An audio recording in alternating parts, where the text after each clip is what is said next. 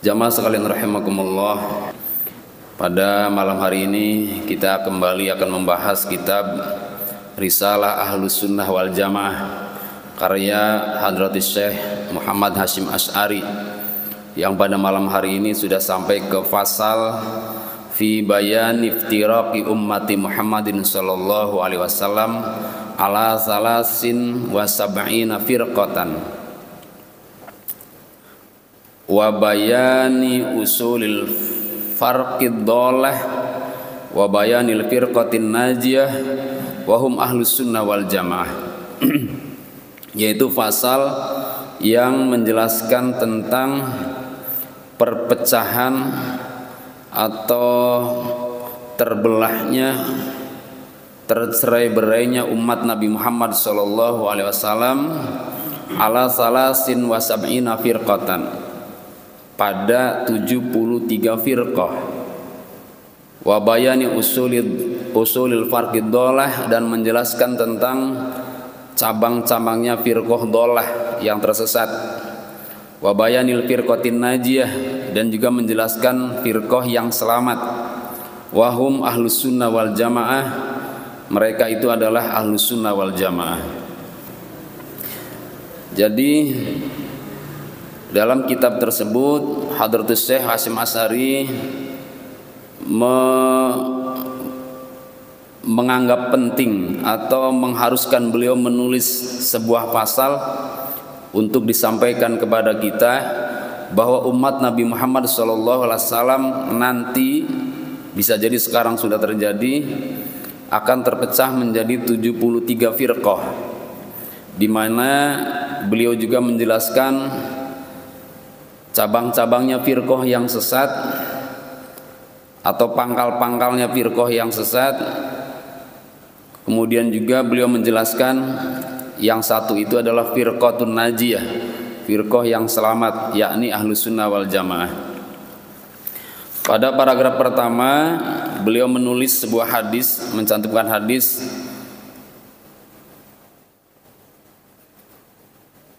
Rawa Abu Dawud wa Tirmidzi, Abu Dawud dan Tirmidzi meriwayatkan, wa Ibnu Majah dan juga Ibnu Majah, an Abi Hurairah, dari sahabat Abi Hurairah radhiyallahu an. Kata Abi Hurairah, anna Rasulullah sallallahu alaihi wasallam qol, bahwa Rasul sallallahu alaihi wasallam bersabda, iftaraqatil yahudu ala ihda wa sab'ina firqah, umat Yahudi akan terpecah menjadi 71 firqah. Wa tafarraqatin nasara ala snatain wa sab'ina firqah, dan umat Nasrani akan terpecah menjadi 72 firqah. Wa tafarraqat ummati ala salasin wa sab'ina firqah, dan umatku akan terpecah menjadi 73 firqah. Kulluha finnar, kata beliau, semuanya akan masuk neraka, illa wahidah, kecuali yang satu. Qalu, lalu para sahabat bertanya, wa man hum ya Rasulullah, siapa yang satu itu ya Rasulullah, mereka itu siapa? Qala, lalu Nabi menjawab, hum allazi ana wa alaihi wa ashabi, yaitu orang-orang yang mana dia bersamaku dan juga bersama sahabat-sahabatku, atau orang-orang yang mengikuti aku dan mengikuti sahabat-sahabatku. Nah, tidak ada analisa Nabi yang salah, tidak ada prediksi Nabi yang keliru. Nabi itu wa ma yantiqu anil hawa in huwa illa wahyu yuha. Nabi itu apa yang diucapkan tentu sesuai dengan wahyu. Artinya sudah diberitahu oleh Allah bahwa umatmu Muhammad akan terpecah menjadi 73 golongan. Cuman yang 72 kok masuk neraka, yang satu masuk surga, yang selamat satu. Ini masalahnya, Pak. Kalau yang 72 masuk surga, yang satu masuk neraka, agak enggak terlalu gelisah. Karena kalau begitu banyakan yang masuk surga. Tapi kalau lihat hadis ini, banyakan surga atau banyak neraka? Banyak neraka, karena yang ke neraka 72, yang ke surga hanya satu. Tetapi yang satu ini Pak diklaim oleh yang 72 itu. Ini jamaah misalnya ada 72 mewakili 72 firqah. Lalu kita semua meyakini sabda Nabi di mana yang selamat satu. Lalu saya tanya satu persatu. Yang satu itu saya Pak, yang satu itu saya Pak, yang satu itu saya. Tidak ada yang mengaku yang 72. Kenapa demikian? Karena sampai saat ini Pak, tidak ada orang yang mengaku dirinya sesat. Yang saya tahu hanya satu, yaitu Nur Hasan Ubaidillah Lubis. Siapa beliau? Beliau itu adalah pencetus, pemimpin, pendiri aliran Islam Jamaah. Nah, ngaku dia sesat, cuman kalau dia tersesat sendirian rugi, lebih baik saya sesatkan umat seluruhnya. Nah, ada tuh satu ketahuan yang mengaku sesat, yang lainnya nggak ngaku sesat Pak. Contoh misalnya yang terbaru deh, Mama Gufron. Ngikutin nggak YouTube-nya? Ngikutin nggak? Nggak. Atau Panji Gumilang? Ngikutin pernah ya? Iya. Kan kemudian dipatwakan sesat tuh ininya, ajarannya memang sejak lama sih. Apakah dia ngaku sesat? Enggak ngaku sesat Pak. Li Aminuddin enggak ngaku sesat. Kalau ngaku sesat pasti enggak yakin apa yang dia sampaikan. Orang yang dia sampaikan yakin. Kalau yakin kan pasti hatinya penuh dengan perasaan benar. Jadi kalau begitu, siapa yang 72 ini? Dan siapa yang satu itu? Kata kuncinya, kata Nabi ketika ditanya oleh para sahabat, yang satu itu adalah alladzi ana alaihi wa ashabi. Ada lagi di hadis lain ma'ana alaihi wa ashabi, yaitu seseorang yang bersamaku dan bersama sahabat-sahabatku. Kalau begitu perlu dibahas Pak. Di sini perlu dibahas lebih detail. Yang dimaksud mengikuti aku, bersamaku, kemudian mengamalkan ajaranku. Ini sampai saat ini juga mereka mengaku semua, mengklaim mereka mengikuti ajaran Nabi. Muhammadiyah kalau di Jakarta, di Indonesia, NU, Wasliyah, Persis, sampai kepada Wahabi, Sunni, semua mengaku dirinya atau kelompoknya pengamal ajaran Nabi. Kalau begitu kita belum selesai sampai di sini. Kita harus tahu selain yang bersama Nabi ada lagi, yang keduanya adalah mengikuti sahabat-sahabat Nabi. Nah ini Pak, baru tuh di sini ada mulai perbedaan penilaian, perbedaan sikap, dan perbedaan mengikuti kepada para sahabat. Sampai-sampai diketahui dalam literatur sejarah ada kelompok Islam yang membenci para sahabat, ada yang memusuhi, mengkafirkan, bahkan menghujat tidak ada henti-hentinya kepada para sahabat. Ini yang mulai kelihatan mereka tidak mengikuti sabda Nabi yang berbunyi wa ashabi. Di antaranya Syiah itu walaupun sekarang sudah mulai mulai kelihatan mana yang mulai meninggalkan menghujat sahabat, tapi secara umum begitu Syiah itu adalah penghujat para sahabat Nabi, terutama sahabat-sahabat yang menurut mereka adalah berani menantang atau menyalahi keinginan Nabi, ya, atau merebut kekuasaan Ali. Kalau menurut mereka begitu, harusnya Ali yang jadi khalifah, tiba-tiba Abu Bakar, kemudian dilanjut oleh Umar, kemudian dilanjut oleh Utsman. Maka mereka semua menurut kelompok Syiah ini adalah perampok khalifah, yang mana Nabi sudah mengamanahkan, sudah mewasiatkan kepada Ali, tiba-tiba direbut oleh mereka. Tidak segan-segan mereka memusuhi, mereka mengkafirkan, mereka menghujat. Kalau begitu Kita harus yakin mereka tidak mengamalkan sabda Nabi ini, ya, yaitu mengikuti sahabat-sahabat Nabi. Kalau Ahlus Sunnah tidak, Pak, kepada para sahabat Nabi bersikap sama. Walaupun nanti kita akan dengar atau akan tahu informasi bahwa akan terjadi perang Siffin setelah terbunuhnya sahabat Utsman. Bukan hanya perang Siffin, sebelumnya terjadi perang Jamal. Perang Jamal itu perang antar pemerintah yang sah sahabat Ali dan oposisi Sayyidah Aisyah radhiyallahu an memerangi sahabat Ali. Kemudian setelah itu kalah, ya, sampai Sayyidah Aisyah ditangkap oleh Khalifah Ali. Kemudian setelah itu ada pemberontakan lagi, atau ada kelompok kaum muslimin yang tidak mau berbaiat atas kekhalifahan Sayyidina Ali, yaitu Muawiyah di Damaskus atau di Syria,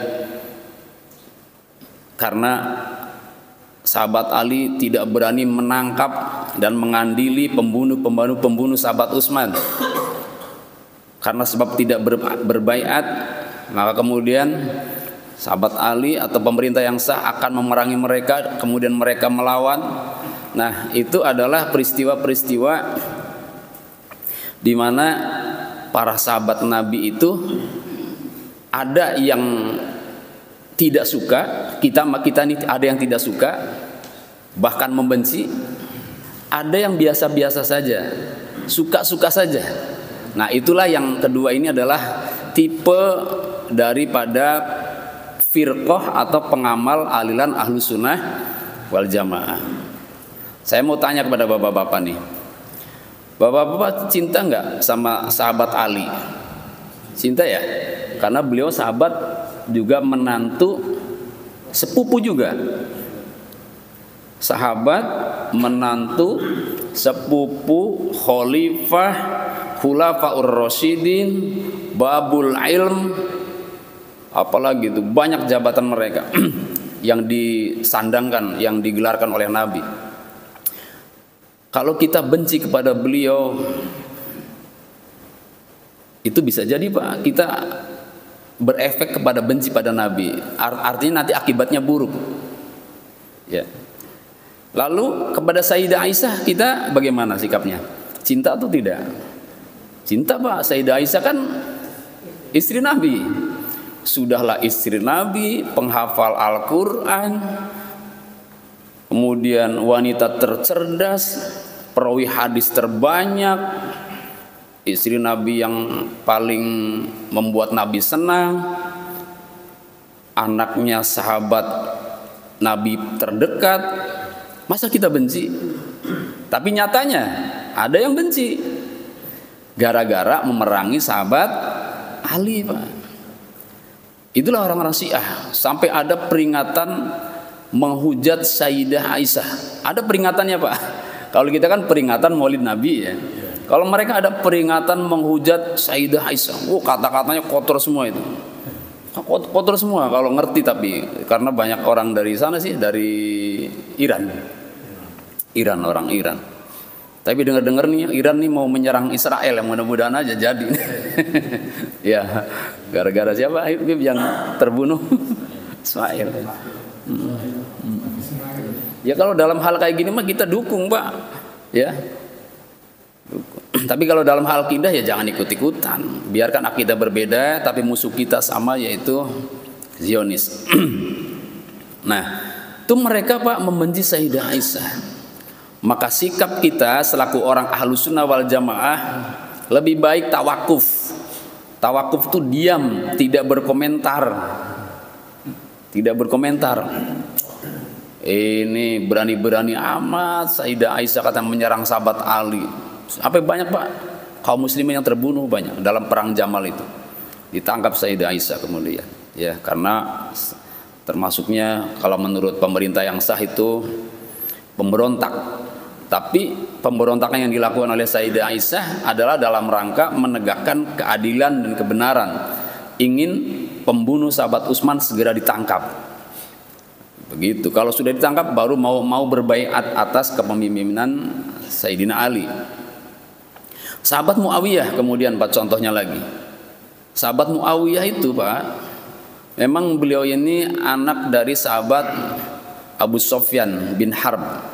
Ya, dalam riwayat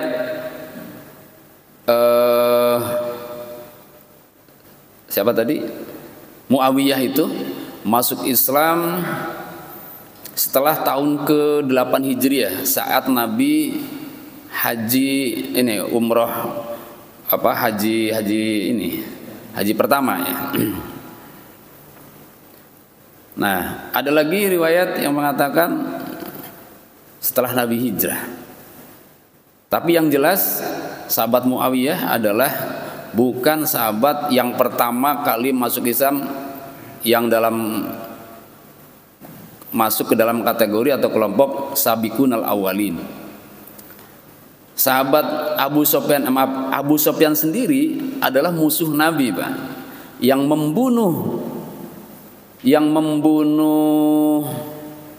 sahabat Hamzah. Itu adalah wasilahnya ibunya Abu Sofyan yang bernama Hindun. Ibunya Abu Sofyan, ibunya Muawiyah yang bernama Hindun, yang membunuh sahabat Hamzah bin Abu Thalib, yang wasilahnya adalah oleh budaknya yang bernama Wahsy. Dengan tombaknya terbunuhlah sahabat Hamzah, kemudian diselesaikan, dicabik-cabik oleh Hindun gara-gara dia itu balas dendam karena mertuanya dan ayahnya terbunuh dalam perang Badar oleh Hamzah. Nah, jadi rentetan-rentetan sejarah itu ya ada yang menilainya kelam dan tidak dimaafkan, tapi Ahlus Sunnah tidak. Selama seseorang itu walaupun dulunya musuh, begitu masuk Islam, berbaiat, bersyahadat di depan Nabi, mengakui Allah sebagai Tuhannya dan Nabi Muhammad sebagai Rasulullah, Ahlus Sunnah wal Jamaah menyikapi hal ini adalah orang-orang pilihan Allah dan pilihan Nabi, semua para sahabat Nabi. Jadi tidak menilai negatif atau tidak menilai buruk pada para sahabat Nabi. Biarkan itu urusan mereka. Maksudnya begitu, kita jangan ikut-ikutan. Ya, takutnya salah menilai, Pak. Siapa tahu mereka juga sudah dimaafkan oleh Nabi dan oleh Allah. Maka ada seorang, saya lupa siapa ya yang mimpi itu, kalau nggak salah sih Umar bin Abdul Aziz kalau nggak salah, mimpi, Pak. Mimpinya itu Sayyidina Ali dan ini Muawiyah disidang oleh Nabi. Lalu Sayyidina Ali dibenarkan. Jadi Khalifah Umar bin Abdul Aziz ini mengintip, kelihatan dari pintu yang sedang disidang oleh Nabi itu adalah sahabat Ali dan sahabat Muawiyah. Dalam kasus mereka berperang, yang benar siapa? Karena dalam peperangan itu dua-duanya membela kebenaran. Setelah disidang, lalu sahabat Ali dibenarkan keluar. Tidak lama kemudian sahabat Muawiyah keluar dengan mengucap alhamdulillah Nabi sudah memaafkanku. Artinya bisa jadi sahabat Muawiyah salah tapi sudah dimaafkan. Nah, begitu juga Sayyidah Aisyah, Pak. Dalam pandangan Ahlus Sunnah wal Jamaah tidak berdosa. Bukan orang fasik, bukan orang yang ingin kekuasaan, tidak. Yang mereka kedepankan adalah membela kebenaran. Dan sahabat Ali juga membela kebenaran juga. Kenapa tidak langsung mengadili pembunuh sahabat Utsman? Nah, itu ada indikasi kalau diadili nanti ya akan terjadi pemberontakan dan perang saudara. Makanya ditunda dulu, bukan tidak mau diadili, nanti ditunda dulu, tidak harus segera buru-buru. Itulah maksud daripada Sayyidina Ali. Nah, yang ingin saya sampaikan di sini jamaah sekalian rahimakumullah, bahwa atas hadis Nabi tadi ya, yang 72 golongan masuk neraka, yang satu masuk surga, ciri-cirinya itu adalah kelompok tersebut mengikuti Nabi, dan yang keduanya mengikuti sahabat-sahabat Nabi. Ada di antara hadis Nabi yang mengatakan begini, Iktadu min ba'di Abi Bakrin wa Umar. Ikuti sesudahku Abu Bakar dan Umar. Ada lagi hadis yang menyatakan ikuti Khulafaur Rasyidin. Ada lagi ikuti Ibnu Mas'ud, dan sinyal-sinyal lainnya yang tidak berupa kalimat.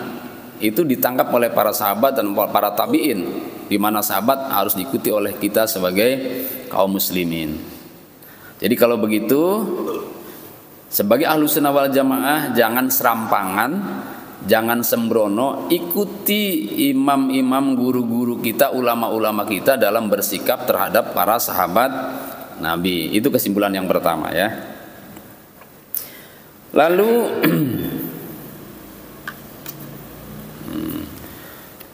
dalam paragraf berikutnya, qala Syihab Al-Khafaji rahimahullah ta'ala fi Nasimir Riyad. Berkata ulama yang bernama Syihab Khafaji Al-Khafaji rahimahullah ta'ala fi Nasimir Riyad, dalam kitab Nasimir Riyad. Wal firqatun najiyah hum ahlus sunnah wal jamaah. Yang dimaksud firqah najiyah itu menurut beliau adalah ahlus sunnah wal jamaah. Jadi kalimatnya kalau begitu, siapa yang satu itu ya Rasulullah? Beliau menjawab ahlus sunnah wal jamaah.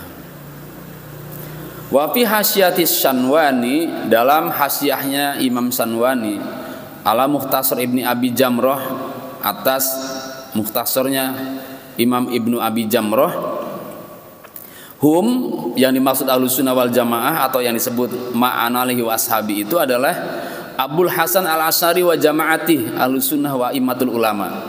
Lebih rinci lagi nih Pak, lebih spesifik lagi. Kata beliau, kata Imam Sanwani, yang dimaksud ahlus sunnah itu adalah pengikut Imam Abu Hasan al-Asy'ari, ya, dan pengikut a'immatul ulama, yaitu pimpinan atau pucuk pongkol-pongkolnya para ulama yang disebut dengan 4 madhab itu Pak, yang masuk ke dalam 4 madhab. Li'anna Allah Ta'ala ja'alahum hujjatan ala khalqih, karena Allah Ta'ala telah menjadikan mereka sebagai hujjah atas makhluknya. Wa ilaihim tafazza'al uma'amah fi dinihim wa hum al-mu'anniyun biqaulihi innallaha la yajma'u ummati ala dhalalah. Ya, mereka umat berpegangan kepada agama mereka karena ada sabda Nabi yang mengatakan innallaha la yajma'u ummati ala dhalalah. Sesungguhnya Allah tidak akan mengumpulkan umatku atas kesesatan. Jadi lebih ini lagi Pak, lebih sempit lagi, lebih spesifik lagi. Jadi kalau kita masih bingung siapa ahlus sunnah, nah begitu diperinci lagi oleh ini. Ahlus sunnah itu adalah pengikut Imam Abu Hasan al-Asy'ari. Nanti ada keterangan lain ditambah Imam Abu Mansur al-Maturidi, Abu Hasan al-Asy'ari dan Abu Mansur al-Maturidi dalam hal akidah. Kemudian dalam hal fikih pengikut madhab Hanafi, Maliki, Syafi'i dan Hambali. Itu a'immatul ulama disebutnya. Ya, dalam akhlak atau tasawuf pengikut Imam Junaidi al-Baghdadi dan Abu Hamid al-Ghazali, Imam Muhammad bin Muhammad al-Ghazali, Imam Ghazali. Itu ciri-ciri ahlus sunnah wal jamaah. Dan ini sudah disebutnya muktamar, bukan muktamar, lebih tinggi lagi. Waktu di Chechnya Pak, tahun 2017 kalau nggak salah tuh. Konferensi Islam. Diundang di situ banyak tokoh, termasuk Habib Umar Al-Hafidh hadir, termasuk dari Al-Azhar banyak yang hadir, ya. Habib Jufri juga hadir. Nah, itu di sana menyimpulkan bahwa Ahlussunnah wal Jamaah itu tadi ciri-cirinya. Yang pertama, dalam hal akidah mengikuti Abu Hasan al-Asy'ari dan Abu Mansur al-Maturidi. Yang kedua, untuk hal fikih mengikuti Imam Hanafi, Maliki, Syafi'i dan Hambali. Dalam hal akhlak atau tasawuf mengikuti Syekh Junaidi Al-Baghdadi dan Imam Al-Ghazali. Karena masalahnya Pak, di zaman sekarang ada yang ngaku-ngaku ahlus sunnah tapi menafikan ini tadi. Maka mereka keberatan. Kami ahlus sunnah wal jamaah, tapi ternyata setelah diklarifikasi, diverifikasi, itu ternyata bukan pengikut 6 ulama tadi. Ya. Bukan 6, 8. Bukan pengikut 8 ulama tadi. Nah, maka mereka mengeluarkan Wahabi dari kelompok Ahlus Sunnah wal Jamaah. Sementara Wahabi atau Salafi mengaku juga Ahlus Sunnah wal Jamaah. Masalahnya itu. Jadi hati-hati ya, kalau ingin kita selamat, ada sinyal dari Nabi. Yang ketiga yang belum terbaca di sini, yaitu kalimatnya adalah idza talafa ummati fa alaikum bisawadil a'zam. Jika terjadi khilafiyah atas umatku, maka ikuti kelompok terbesar. Ikuti kelompok terbesar. Udah aman Pak. Kalau memang susah nyari ahlus sunnah, susah membaca hadis, ikuti kelompok terbesar, insya Allah aman. Nyaman, aman, praktis, gandulan pada mereka. Kelompok terbesar siapa? Yaitu ahlus sunnah. Kelompok terbesar itu Pak. Syiah itu seberapa, Khawarij seberapa. Cuma ahlus sunnah semakin banyak. Nggak apa-apa, Bapak ikut siapa saja boleh.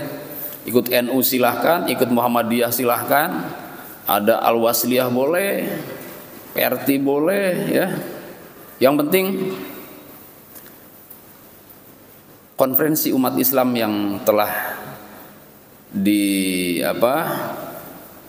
diselenggarakan 2017 lalu di Chechnya ya, atas inisiatif daripada presidennya, itu isinya atau kesimpulannya itu.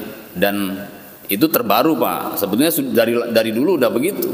Dari mulai Hadratus Syekh Hasyim Asy'ari yang menyimpulkan bahwa Ahlus Sunnah wal Jamaah itu kriterianya mengikuti 8 ulama tadi. Ya, insya Allah Pak. Walaupun bisa jadi Pak masih ada kebenaran kalau mengikuti ulama lain, tapi masih diragukan dalam hari ini, masih tanda tanya. Jangan-jangan bertentangan dengan ulama tadi. Nah itu. Jadi itu yang kedua. Qala al-Imam Abu Mansur bin Thahir At-Tamimi fi syarhil hadzal hadis. Berkata seorang Imam Abu Mansur bin Thahir At-Tamimi dalam mensyarih hadis ini, qad alima ashabu hadil maqalat, telah mengetahui ashab atau para pemilik hadil maqalat, makalah-makalah ini, bahwa sesungguhnya Nabi sallallahu alaihi wasallam annahu sallallahu alaihi wasallam lam yurad bil firaq al madmumah, yaitu Nabi tidak menghendaki adanya firqah yang tercela, al muftalifina fi furu'il fiqhi, yang berselisih dalam cabang fikih, ya, min abwabil halal wal haram, daripada bab-bab halal dan haram. Wa innama qasada bidzammi min man khalafa ahlul haq fi usuli tauhid. Hanya saja Nabi bermaksud mencela, yaitu dalam hal berselisih kepada ahlul haq dalam usul tauhid, yaitu pangkal-pangkalnya atau dasar-dasar tauhid. Wa fi takdiril khair wasyarr, dan dalam hal qada-qadar, takdir syar, khair dan syar. Wa fi surutin nubuwati wa risalah, dan dalam syarat-syarat kenabian dan risalah. Wa fi muwalatis sahabah, dan dalam menggauli para sahabat. Wa majra hadil abwab, dan apa saja yang ada kaitannya dengan bab-bab ini. Li'annal mukhtalifina fiha qad kafara ba'dhum ba'dha, Karena perbedaan pendapat dalam hal ini, dalam hal usulut tauhid, mereka satu sama lain saling mengkafirkan. Bihilafin nau'il awal, berbeda dengan cabang-cabang fikih di atas. Fa innahum ikhtalafu fihi min ghairi takfir. Karena perbedaan fikih tidak sampai pada tingkat saling mengkafirkan, wala tafsikirin lil mukhalifi fihi, dan tidak sampai kepada saling mempastikan terhadap yang berbeda di dalamnya. Warji'a ta'wil al-hadis fi iftiraqil ummah. Kemudian kembali kepada ta'wil hadis dalam hal perpecahan umat ini, ila hadan naw minal ikhtilaf, kepada hadan naw, yaitu warna ini dari perbedaan. Jadi begini Pak, menurut Imam Abu Mansur bin Thahir At-Tamimi, yang dimaksud perbedaan oleh Nabi itu perbedaan dalam hal akidah. Kalau dalam hal fikih nggak jadi masalah. Ada ulama yang mengatakan kalau takbiratul ihram begini, ada yang begini, ada yang begini saja, itu nggak jadi masalah. Karena pada tingkatan fikih tidak sampai kepada mengkafirkan.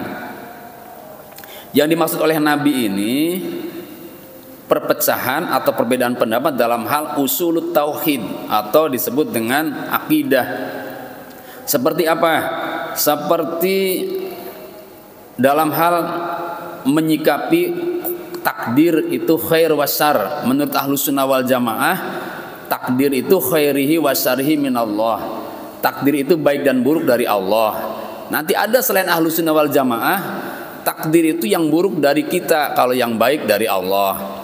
Ada yang mengatakan baik buruk dari kita semua, Allah tidak tahu menahu. Nah gitu. Tapi Ahlus Sunnah wal Jamaah mengatakan takdir itu baik dan buruk dari Allah. Atau fi syurutin nubuwah wa risalah, dalam syarat kenabian dan risalah. Risalah itu diutusnya seseorang. Kan syaratnya bahwa Nabi Muhammad adalah Rasul terakhir. Bila ada kelompok Islam yang mengatakan masih ada Nabi setelah Nabi Muhammad, itu sudah kafir hukumnya, karena itu masalah usul, masalah akidah. Nah yang dalam hal ini nih berbeda ini, kita harus bergantungan atau harus mengikuti pendapat ulama Ahlus Sunnah wal Jamaah. Ya, masa ada Nabi Tukimin Pak? Ada Nabi baru namanya Tukimin. Tapi ada saja pengikutnya tuh. Ahmad Sodik ya kalau dulu ya di Gunung Gede menerima wahyu. Ya, memang terus masih ada Pak, akan selalu ada ini. Model-model orang yang mengaku telah menerima wahyu. Masalahnya umumnya yang terjadi itu mereka tidak punya guru. Tidak punya guru, lalu tiba-tiba ibadahnya serius, tiba-tiba di depan ada sinar itu berbicara, sudahlah jangan ibadah mulu katanya gitu, kamu sudah sampai pada tujuan. Anda siapa? Saya Jibril. Udah Pak, gampang tuh disesatkan begitu. Lalu keluar, saya Rasulullah, gitu kan. Nah, lalu yang berikutnya wa fi muwalatis sahabah, dan termasuk lagi perbedaan pendapat yang dimaksud firqah itu adalah dalam menyikapi bagaimana kita mempergauli para sahabat Nabi. Ya, itu harus hati-hati tadi yang di awal tadi dikisahkan. Sebagai Ahlus Sunnah punya pandangan sama derajat para sahabat di sisi Nabi. Kita tidak boleh merendahkan satu sama lain, walaupun ya dalam sejarah di antara mereka ada yang salah. Ada yang salah Pak. Termasuk nanti kita akan lihat siapa yang dimaksud dengan Khawarij.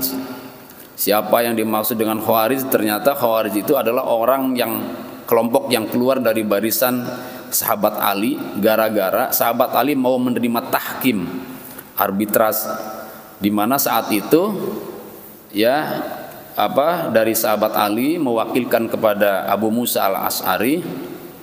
Nah, dari Muawiyahnya yaitu mengutus yang lebih muda.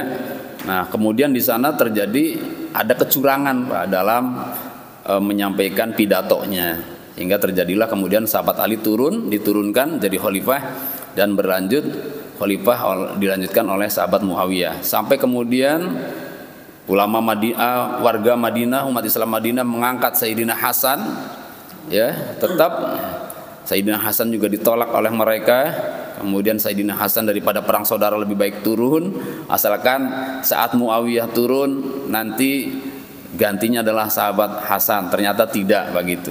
Nah, itu hal-hal seperti itu kita akan punya penilaian terhadap sahabat, akan benci Pak kalau kita tidak mengikuti ulama Ahlus Sunnah wal Jamaah, akan lahir kebencian. Itu wajar Pak. Makanya kita di sini harus hati-hati ya, pesan wasiat jangan sampai kita salah menilai terhadap para sahabat Nabi, karena mereka adalah orang-orang yang mulia yang dekat dengan para nabi. Nah, itu saja barangkali kajian kita pada malam hari ini, baru separuh dari keterangan yang disampaikan oleh Hadratus Syekh Hasyim Asy'ari. Mudah-mudahan bisa dilanjutkan pada pertemuan yang akan datang.